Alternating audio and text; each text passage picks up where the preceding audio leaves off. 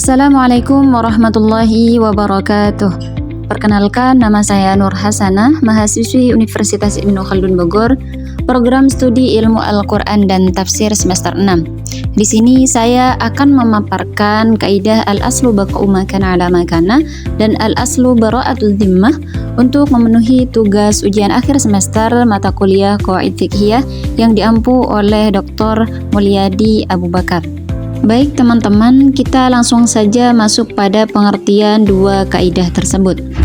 Yang pertama yaitu pengertian dari al-aslu baqa'u ma kana ala ma kana, yaitu hukum asal sesuatu adalah tetap sebagaimana keadaan sebelumnya sampai ada dalil yang mengubahnya.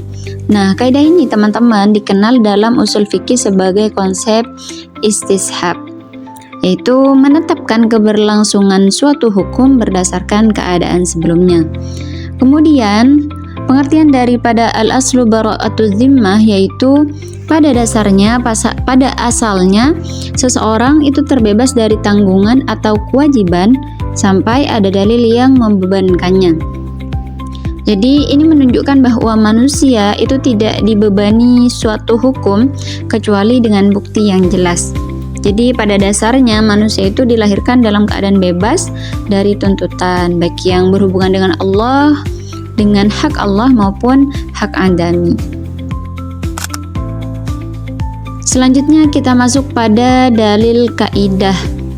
Yang pertama yaitu dalil kaidah al-aslu baqa'u ma kana ala ma kana, yaitu berdasarkan hadis Nabi yang diriwayatkan oleh Bukhari dan Muslim, yang artinya jika salah seorang dari kalian merasakan sesuatu di perutnya, lalu ia ragu apakah keluar sesuatu atau tidak, maka janganlah ia keluar dari masjid sampai ia mendengar suara atau mencium bau. Kemudian kaidah yang kedua, dalil kaidah kedua al-aslu bara'atul dhimmah, yaitu berdasarkan hadis Nabi yang diriwayatkan oleh Bukhari, Muslim, Abu Dawud, Tirmidzi, Nasa'i, Ibnu Majah dan Imam Ahmad, yang artinya mendatangkan bukti itu wajib atas orang yang mendakwa, sedangkan sumpah itu wajib atas orang yang didakwa. Hal ini juga berdasarkan firman Allah dalam surah An-Najm, yaitu alla taziru waziratu wizra ukhra, yang artinya yaitu bahwa seseorang yang berdosa tidak akan memikul dosa orang lain.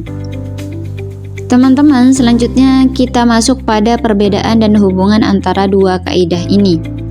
Nah, teman-teman, perbedaan utama antara dua kaidah ini yaitu terletak pada titik awal yang dijadikan dasar dalam penetapan hukum.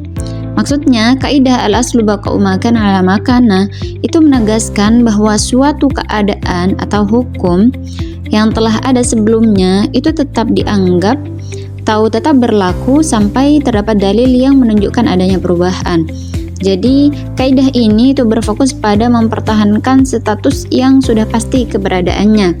Sedangkan kaidah al-aslu bara'atul dhimmah yaitu menyatakan bahwa pada dasarnya seseorang itu terbebas dari segala bentuk tanggungan atau kewajiban hukum, yang artinya tidak ada beban yang dapat ditetapkan kepada seseorang kecuali adanya dalil yang jelas.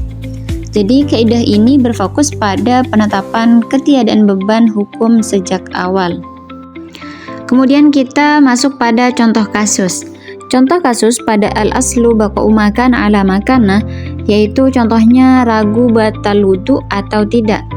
Jadi dia ragu apakah wudunya batal atau tidak, maka mengambil hukum sebelumnya di mana dia masih punya wudu, maka keraguan tersebut ditolak.